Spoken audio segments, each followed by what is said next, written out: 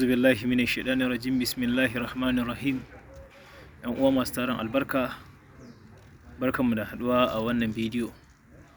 Wato wannan abu da kuka gani shine abin da yasa nake son yi tambaya.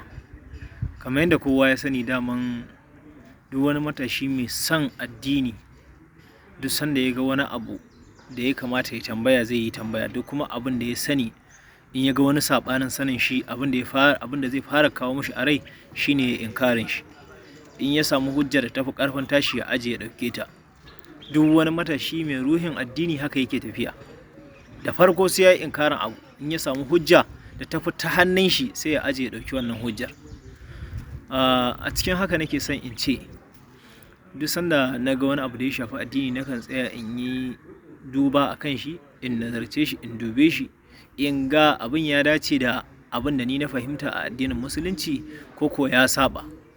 To haga Allah, wannan bidiyo ni ban ga da addinin da ko kuma da aƙidar da ya dace ba.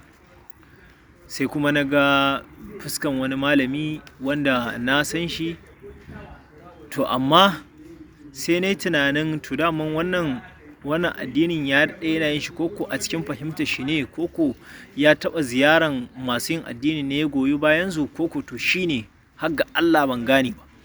To amma duk sanda kaga an kaddamar da mutum wajen yin abu, to yana nuna ana son a nuna muku muhimmancin sa, koko muhimmi malam wane ma ya zo ya goyi bayan mu akan abu kaza. To wannan abun shine nake son in san asalin sa, don a Qur'ani ban gan shi ba, kuma a ƴan littattafan malamai da na karanta ban gan shi ba. To shine ni a wuri na wannan abu kuskure ne, don zahiri abin da ayoyin Alƙur'ani suke nunawa ire-iren waɗannan abubuwan saban Allah ne.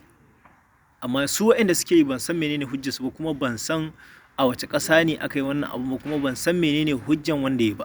Amma na san yana da ɗaliban shi sa iya mana bayani gamsasshe, wanda hakan ba yana nuna mun masa rashin kunya bane ko mun malamin sa rashin kunya.